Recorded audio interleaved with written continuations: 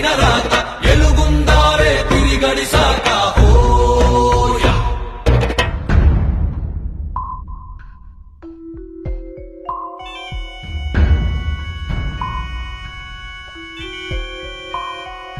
సంతూతా కసి కత్తుల కోట, ఏ దారి కనిపించని సోట, కొనుకుండదు కంటికి ఏ పూట హోయా.